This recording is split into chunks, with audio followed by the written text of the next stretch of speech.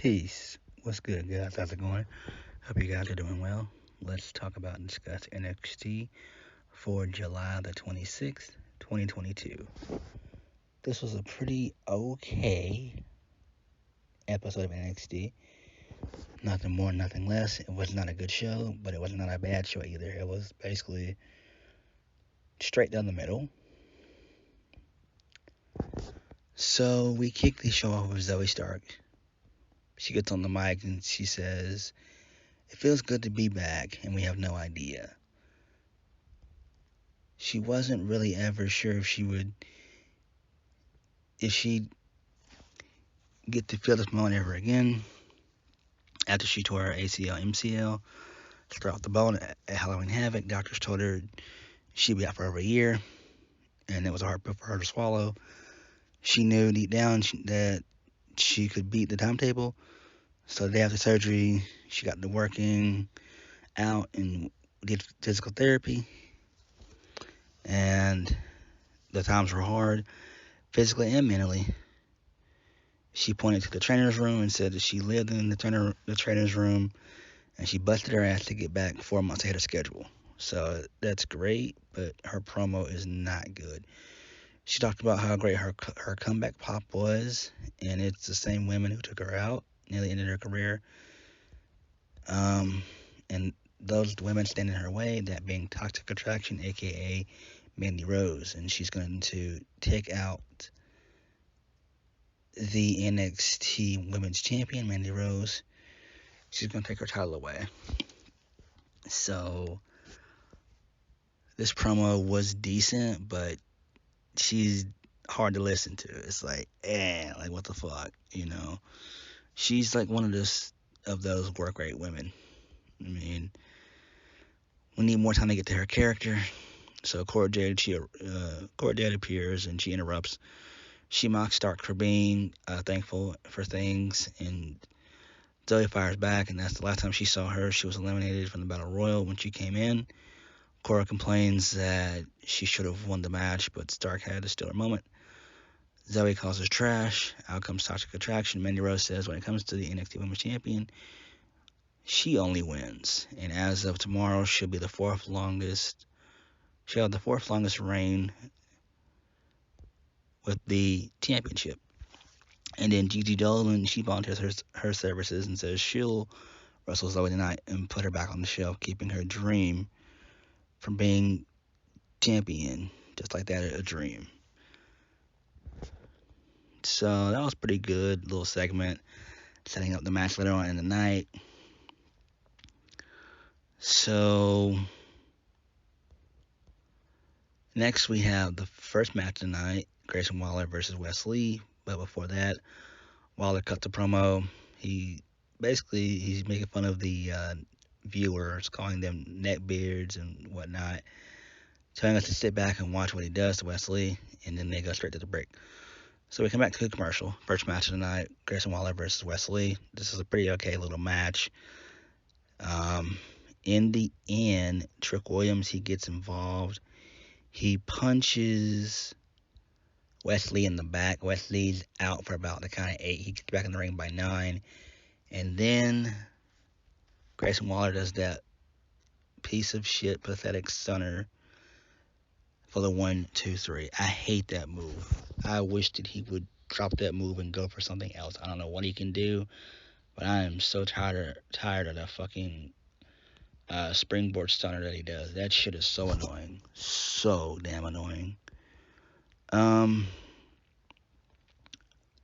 Moving on. So post-match, the hooded figure is revealed to be Trick Williams. So yeah, there's that. And you know what? I was shocked that Carmella Hayes was not on the show. I was shocked. I was like, what the fuck is going on? Then next we had the Schism. They were interviewed backstage. Rip and Jagger, aka the Grizzled Young Vets, James Gibson, and Drake. So they said they've reached acceptance in a community where they can truly be recognized And then Gacy says that Cameron Grimes just needs to open up his heart, quote unquote heart, and join them. Then we have Ariana Grace. She looks super good. Man, she's sexy as fuck. Santino, man, he can make some good kids. So she's watching footage of Indy Hartwell putting her through a table and complaining about it to the other girls backstage. So I guess they're gonna do a little mini feud involving Ariana and Indy. So Indy basically tells her to roll it off of her and remind her that this is a wrestling show, not a beauty pageant. Next, we had Apollo Crews versus Zion Quinn. This match was decent, but it was not long enough. It was about, I think 7 minutes. So, Apollo wins with the thrust spine buster. It looked almost like a Uranagi, but it wasn't. So that's kind of cool. I'm actually digging this, although I do like the back suplex spin out powerbomb even more. It looks more badass, but this is fine too. This is a fine finish. I feel that Zion Quinn's gonna be called to the main roster pretty soon. Possibly, I don't know. But he's been taking a lot of fucking L's as of late. I think he's lost most of his matches this month, and I think he lost most of his matches last month. So he's lost for about total probably about he's lost probably like his last I think six to 8 matches. So I'm like, damn. And then Toxic Attraction, their interview backstage, Mandy Rose says that her title match at Heat Wave in a few weeks against Zoe Stark has been canceled because TG is going to take her out tonight. She's going to put her back on the show. So Saray, she rolls up and she says that she missed the Battle Royal and she wants an opportunity. JC Jane mocks her and Mandy Rose says she can go back. Yeah, she can go back. And she can go back to the UK to look for an opportunity. But she hadn't forgot that Saray tried to rearrange her face and end things before they began. So she'll see her next week, and she doesn't care which one she gets. So that's pretty cool there. Then we have a video package involving Solo Sikoa hyping up his Falls Count Anywhere match against Von Wagner next week. Oh my god. If there's main events next week, I'm gonna be so fucking pissed. Oh. This is just pathetic. I cannot stand Von Wagner. He sucks. Von Wagner sucks. He's tall and big for no reason. Then we had Gigi Dolan versus Zoe Stark. Zoe Stark wins. So she wins via like a flipping face buster. So I guess that was okay. Post-match, the rest of Toxic, they come out and they try to rush Zoe, but she fights them off. And then Cora Jade comes in with a kendo stick and beats the shit out of Stark for a little bit. But Roxanne Perez makes a return and she makes the save. Then we see JD McDonough. He rolls up in a nice whip and he heads to the ring. Then we get a shitty video package involving Wendy Chu. So she's tossing and turning, dreaming of her defeat at the hands of Tiffany Stratton. She wakes up and says next time it won't be such a pretty picture and it'll be lights out for Stratton. Like, why in the fuck are we going to continue this feud? Really? Like, it makes no sense. Like, this feud should have been done a while back. Then we get a really good segment here involving JD McDonough. So he's in the crowd, and I really dig this because it was interesting. So he goes to the crowd, and he's like, yo, I haven't formally had the chance to introduce myself. And so he said he figured he'd do it. And so he picks on a chubby kid in a brown breaker shirt eating popcorn, and he warns him he better chew carefully lest he choke and die. So I thought that was like kind of funny, but I mean, what he's saying is true. So that was kind of funny. Then he introduces himself to the timekeeper and puts him over. That's very important. Playing with the hammer, asking what it does to what he can do to a human hand, and he said he knows what he can do to a human hand. Um, and he even said it doesn't take that much pressure. All you gotta do is just hit the right spot, and a finger will whoop, it'll pop. Then he mentioned Alicia Taylor. And he tells her that she has a fabulous voice, which she does. Then he introduces himself to Wade Barrett, shakes his hand, and says that he can feel the calcium deposits from his years of bare knuckle boxing, warning him that it takes the joints easy to manipulate as you get older. So I thought this was some pretty good shit right here. I thought this was some pretty good shit right here. I really did. Vic Joseph, he goes to stand up, and JD pushes him back into his chair and tells him he's heard what he said about his family last week, and he didn't like it. But he sized him up. The second he saw him, he said he's probably got soft bones, right? He bet he could break his collarbone with his bare hands. He gets it to squeeze before saying he's not going to do it. Then JD slides into the ring and says, so one more person he wants to introduce himself to, that being Brian Breaker. So Brian Breaker comes out. He cuts a promo and says that JD and him will get real acclimated in a few weeks at Heatwave, and he's not going to like it. And then next week they'll make it official, being, they'll make it official. So then McDonough hits a headbutt, and then Brian Breaker knocks him out with one of his own. So it's headbutt versus headbutt, and then JD was bleeding from the mouth.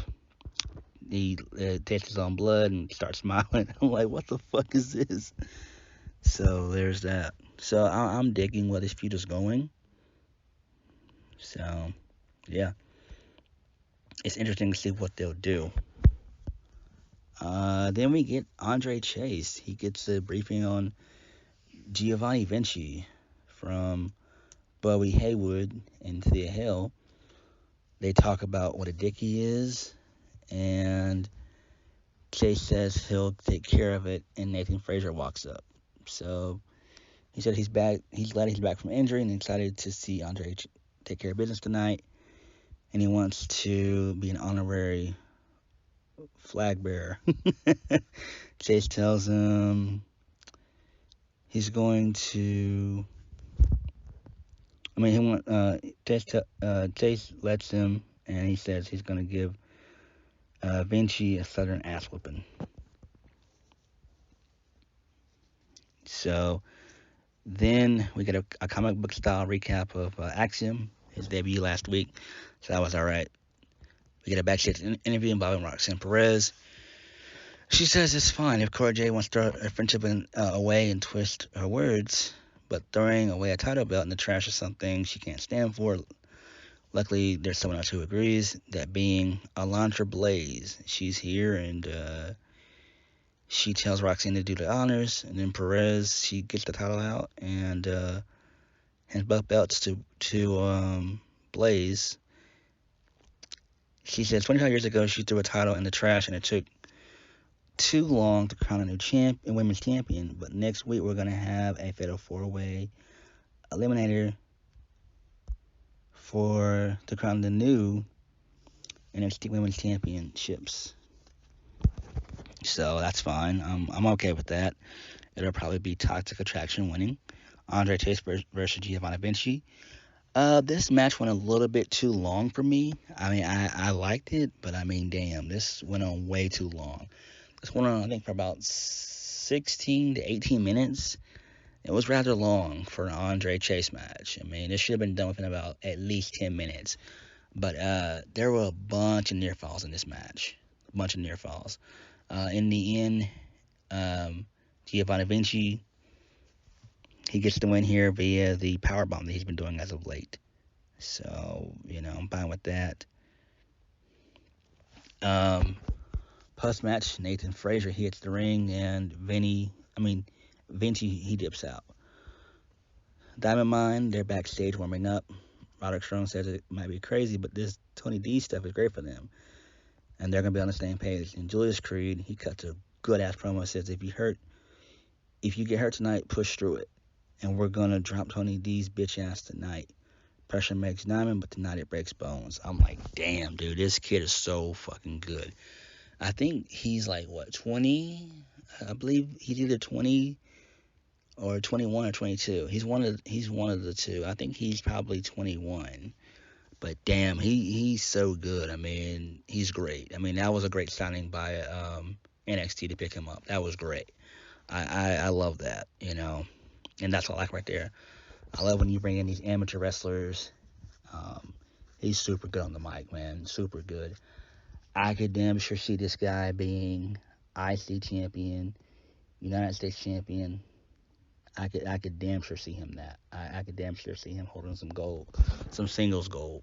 Damn sure see that. Shit, I could even see him being NXT champion in about 3 or 4 years from now. So then we get Indy Hartwell versus we get Indy Hartwell versus Ariana Grace. This was maybe about a 2-minute match. I wasn't paying attention, and then Hartwell, she wins with a big boot. But before the match, we had a backstage segment involving Yolisa, Leon, and Valentina Perez. So they're video chatting with Sangha. I have no idea why. Like, what's their relationship with him? What is it? It makes no sense. He says he's happy to see them. The friendship is amazing. Next week, whatever standards they've got set, the women will follow, and we'll have new tag team champions. Like, what the fuck? Then Kate Carter and Katana Chance their interview backstage. They complain about being disrespected, and then that the titles belong on True Friends, which is what they are.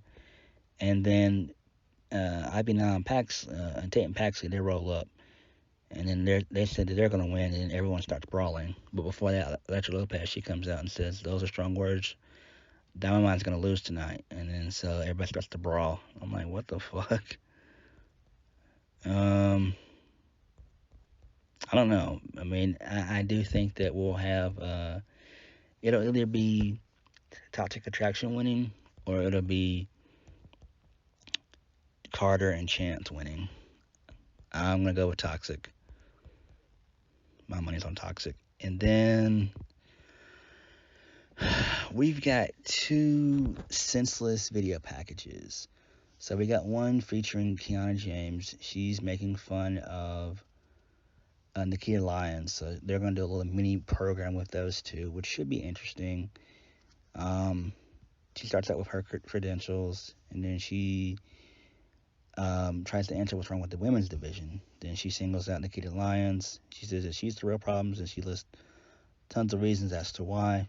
Then we get a video package highlighting the feud between Last Legend and Alba Fire, which I did not like. It doesn't make any sense. Like, why? We then get the main event, Diamond Mine versus the D'Angelo family, with the D'Angelo family winning. This was a really good match. It was short. I think it went about, at best, like 12 minutes.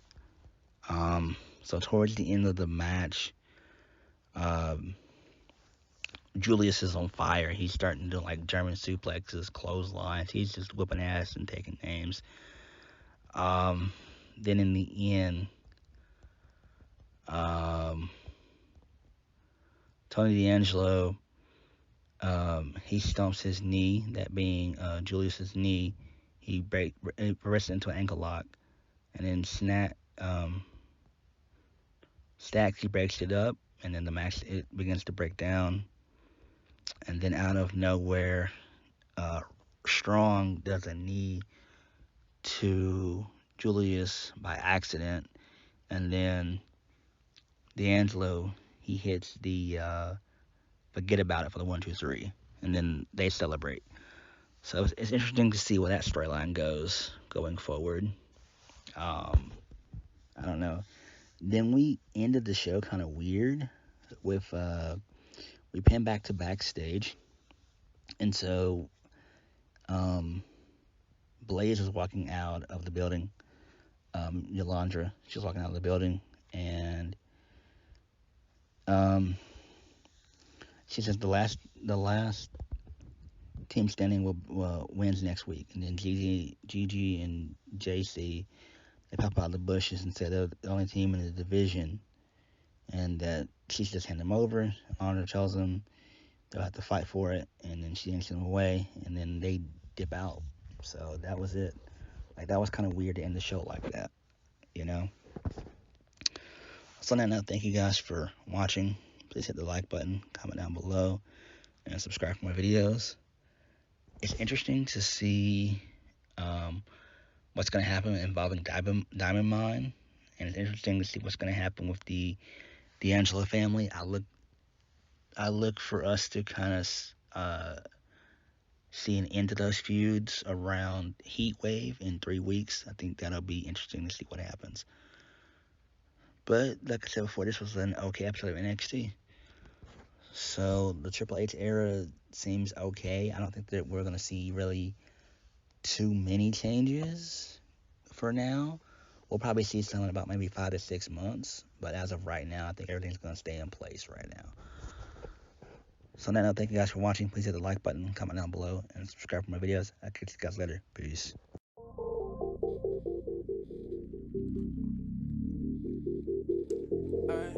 Tune in.